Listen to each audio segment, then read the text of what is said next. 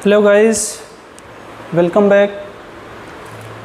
मैं doctor Sandeep Tiwari, Shri Agrasen girls PG college Hindaun city के digital platform पर एक बार फिर से आपका स्वागत करता हूं। गाइस, पिछले कुछ वीडियो से, कुछ लेक्चर से हम लिटरेरी डिवाइसेस के बारे में डिस्कस करते हुए आ रहे हैं।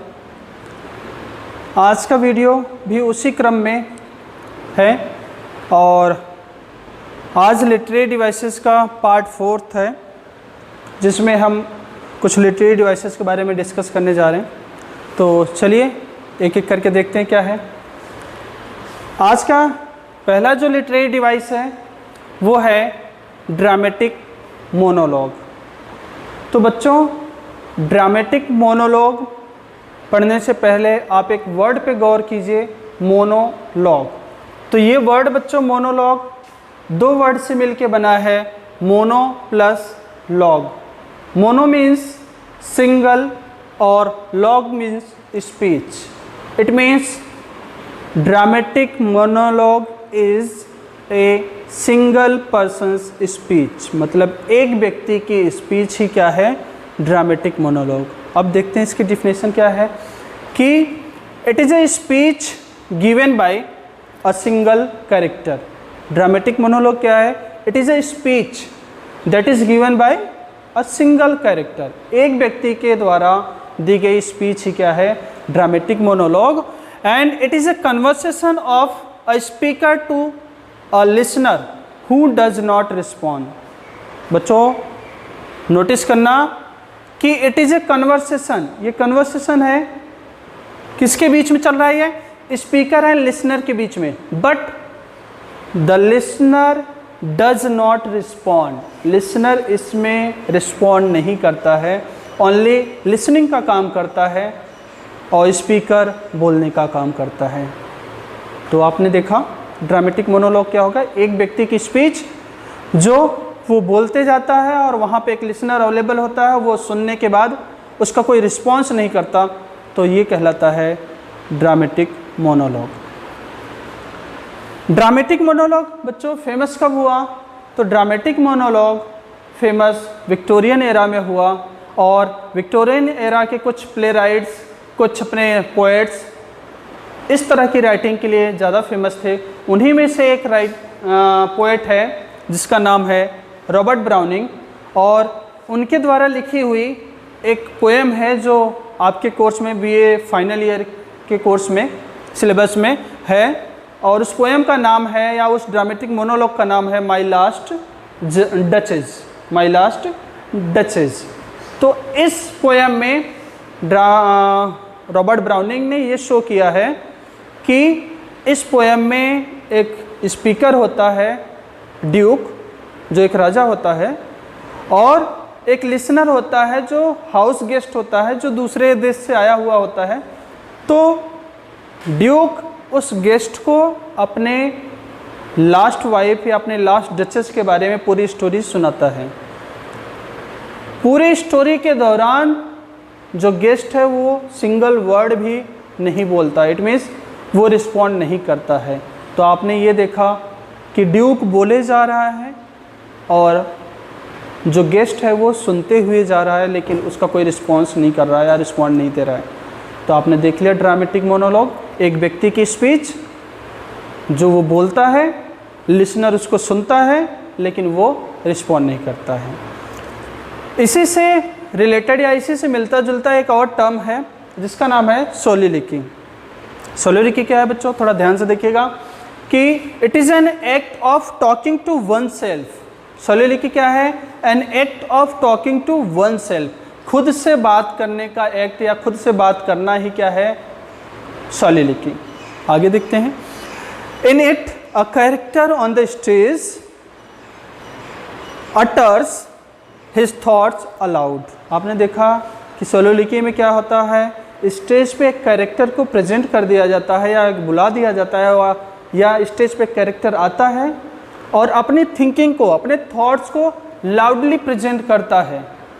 तो आपने देखा कि सोलिलोक्वी क्या है, ये भी एक स्पीच है, लेकिन ये स्पीच कौन दे रहा है? व्यक्ति दे रहा है और सुनने वाला कौन है, खुद व्यक्ति ही है। मतलब ये टॉकिंग टू हिमसेल्फ वाली बात है, मतलब खुद से ही बात करना। तो आपने इन दोनों में थोड़ा सा डिफरेंस देखा। ड्रामेटिक मोनोलॉग क्या है कि स्पीकर है, लिसनर भी है, स्पीकर बोलता है लेकिन लिसनर रिस्पॉन्ड नहीं करता है। जबकि सोलिलोक्वी में स्पीकर है, लिसनर नहीं है, स्पीकर बोलता नहीं है, बल्कि स्पीच उसके थॉट के साथ प्रेजेंट किया जाता है। मतलब उसकी थिंकिंग को स्पीच का रूप दे करके लाउडली हमारे सामने प्रेजेंट किया जाता है। इन दोनों का एग्जाम्पल एक देखिए आपकी प्रैक्टिकल लाइफ से, कि एक कर्मचारी है या एक 4th क्लास है किसी संस्था में, आप मान लीजिए एक 4th क्लास है और उससे कोई गलती हो जाती है और उसको उसके ऑफिसर ने या उसके साहब ने ऑफिस में बुलाया और वो ऑफिस में जाता है और उसके साहब उसको बहुत बुरा भला कहते हैं, सुनाते हैं, उसकी गलतियां उसको गिनाते हैं और वो 4th क्लास बिना सिंगल वर्ड बोले साहब की बातों को सुन करके वापस आ जाता है बाहर। तो आपने ये देखा कि इस पूरे कन्वर्सेशन के दौरान केवल बोलने वाला कौन था, उसका साहब था या वो ऑफिसर था, और लिसनर कौन था, वो 4th क्लास था। लेकिन लिसनर ने क्या कोई रिस्पॉन्स किया? नहीं, उसने कोई रिस्पॉन्ड नहीं दिया। तो ये हुआ ड्रामेटिक मोनोलॉग कि स्पीकर ने बोल दिया, लिसनर ने सुन लिया लेकिन रिस्पॉन्ड नहीं किया। वहीं दूसरा एग्जाम्पल सोलिलोक्वी का देखते हैं एक, कि आप लोग सीरियल्स देखते होंगे, मूवीज़ देखते होंगे, उसमें आपने देखा होगा कई बार कि पूरे ग्रुप में एक कैरेक्टर होता है या एक व्यक्ति होता है, जो कोई बात चल रही होती तो वो मन में सोचता है कि इसके साथ तो ऐसा भी हुआ था या इसके साथ हम ऐसा भी कर सकते हैं। उसके मन में थिंकिंग चल रही होती है, लेकिन वो थिंकिंग हमें सुनाई देती है। मतलब वो लाउडली स्टेज पे प्रेजेंट किया जाता है ताकि ऑडियंस उसको सुन सके। तो इस चीज़ को कहते हैं सोलिलोक्वी। तो आई होप ये दोनों आपको समझ में आ गए होंगे। तीसरा जो लिटरेरी टर्म है अपना, वो है प्रॉब्लम प्ले। तो बच्चों नाम से ही देखिए, इसका नाम ही है प्रॉब्लम प्ले। एक ऐसा प्ले किसी न किसी प्रॉब्लम पे लिखा हो, किसी न किसी सोशल इशू पे लिखा गया हो। देखते हैं डिफिनेशन क्या है ये, कि अ play dealing with particular social problem in realistic manner. It means problem play क्या है, एक ऐसा प्ले है जो किसी पर्टिकुलर प्रॉब्लम से रिलेटेड है, किसी सोशल इशू से रिलेटेड है, but it is presented in such a way that it seems real. क्या कि रियलिस्टिक मैनर, मतलब इस तरह से इसको प्रेजेंट किया जाता है कि हमारे सामने वो बिल्कुल रियल हमें लगता है। तो प्रॉब्लम प्ले क्या हो गया, एक ऐसा प्ले है जो किसी सोशल इशू या किसी सोशल प्रॉब्लम पे लिखा जाता है और ऐसे प्रेजेंट किया जाता है जैसे कि वो बिल्कुल रियल में हो। और ये ऐसा क्यों किया जाता है? इट इज़ डिज़ाइंड, ये ऐसा इसलिए डिज़ाइन किया जाता है टू चेंज पब्लिक ओपिनियन, ताकि वो पब्लिक के ओपिनियन को चेंज कर सके। मतलब पब्लिक ने किसी के लिए अगर पहले से कोई थॉट क्रिएट कर रखा हो, किसी के लिए पहले से कोई विचार बना रखा हो, तो उस विचार को चेंज करने के लिए, उस ओपिनियन को चेंज करने के लिए ऐसे प्लेज लिखे जाते हैं। इसके दो एग्जाम्पल्स हैं। पहला एग्जाम्पल्स है इब्सन्स का अ डॉल्स हाउस। बहुत अच्छा प्ले है, आप लोगों को मौका मिले तो ज़रूर इसको पढ़िएगा। और ये किस सोशल इशू पे या किस सोशल प्रॉब्लम पे बात करता है कि women's subordination in marriage. Women's subordination in marriage का मतलब ये हो गया कि शादी में या शादी के बाद औरतों को पुरुषों के बाद ही क्यों रखा जाता है, मतलब उनको दूसरा स्थान या सबऑर्डिनेट स्थान क्यों दिया जाता है, दूसरे नंबर पे ही क्यों रखा जाता है, उनको लीड रोल में क्यों नहीं रखा जाता, उनको फ्रंट में क्यों नहीं रखा जाता, उनको हमेशा नीचे ही क्यों रखा जाता है। तो ये एक सोशल इशू है, सोशल प्रॉब्लम है, जिस पे ये प्ले लिखा हुआ है अ डॉल्स हाउस। दूसरा एक प्ले है जिसको गाल्सवर्दी ने लिखा है, जो आपके BA सेकेंड ईयर के कोर्स में भी है, कि द सिल्वर बॉक्स। ये प्ले है द सिल्वर बॉक्स। इसमें किस सोशल इशू या किस सोशल प्रॉब्लम के बारे में डिस्कस किया गया है? तो इसमें एक सोशल प्रॉब्लम है, वो क्या है, unequal treatment of rich and poor. Unequal treatment of rich and poor मतलब सोसाइटी में रिच पर्सन्स के साथ और पुअर पर्सन्स के साथ जो ट्रीटमेंट है वो डिफरेंट है, अनइक्वल है।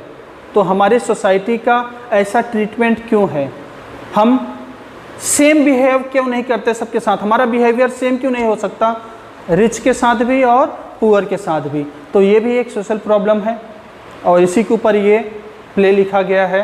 3 एक्ट का प्ले है ये, द सिल्वर बॉक्स। तो बच्चों ये था प्रॉब्लम प्ले। नेक्स्ट वन है शॉर्ट स्टोरी। तो बच्चों नाम से ही क्लियर हो रहा है ऐसी स्टोरी जो काफ़ी शॉर्ट हो। तो अ शॉर्ट स्टोरी क्या है? A short piece of prose writing. Short story क्या है? Short piece of prose writing. Prose writing का एक छोटा सा टुकड़ा that can be read in 1 sitting, जिसको हम एक सीटिंग में बैठ करके कंप्लीट कर सकते हैं। मतलब एक बार बैठे आधे घंटे के लिए, पौने घंटे के लिए, 1 घंटे के लिए और उसमें स्टोरी को कंप्लीट कर लिया। तो ये हो गया short story. It focuses on an incident और a series of linked incident. और ये क्या करता है, किस पे फोकस करता है? अ सिंगल इंसिडेंट, एक ही इंसिडेंट पे। It means there is no sub plot, there is no sub story in the short story. मतलब एक ही स्टोरी चलती है शुरू से लेके लास्ट तक, उसी इंसिडेंट को डिस्कस किया जाता है और there may be a series of linked incidents. और भी सारे इंसिडेंट्स हो सकते हैं, बहुत सारे इंसिडेंट्स हो सकते हैं, लेकिन ये सारे इंसिडेंट्स जो मेन स्टोरी है, जो मेन प्लॉट है, उससे रिलेटेड ही रहेंगे। इट मीन्स कि जो शॉर्ट स्टोरी है एक सिंगल स्टोरी या एक सिंगल प्लॉट पे ही आगे बढ़ेगा, उससे रिलेटेड एक सिंगल इंसिडेंट्स को भी शो किया जा सकता है और उससे रिलेटेड या उससे जुड़े हुए कई सारे इंसिडेंट्स को भी इसमें शो किया जाता है। तो आपने देख लिया शॉर्ट स्टोरी क्या हो गया, छोटी सी स्टोरी जो एक सिटिंग में बैठ के कंप्लीट कर ली जाए और जिसमें एक सिंगल किसी इंसिडेंट के बारे में डिस्कस किया जाता है या उसके बारे में एक्सप्लेन किया जाता है, या बहुत सारे इंसिडेंट्स भी होंगे तो वो मेन स्टोरी से ही रिलेटेड रहेंगे। इट मीन्स इसमें कोई सब प्लॉट नहीं होगा, सिंगल प्लॉट रहेगा। तो बच्चों आज के क्लास में, आज के लेक्चर में हमने 4 लिटरेरी डिवाइसेस के बारे में डिस्कस किया। ड्रामेटिक मोनोलॉग, एक व्यक्ति का स्पीच जिसमें लिसनर सुने लेकिन रिस्पॉन्ड ना करे, मतलब ऐसा स्पीच जिसमें लिसनर भी है, स्पीकर भी है, लेकिन लिसनर सुनने के बाद रिस्पॉन्ड नहीं करता। सोलिलोक्वी एक ऐसा टर्म है जो किस एक्ट को शो करता है जिसमें व्यक्ति खुद से बात करता है। इट मीन्स उसकी सोच को, उसके थॉट को हमारे सामने लाउडली प्रेजेंट किया जाता है।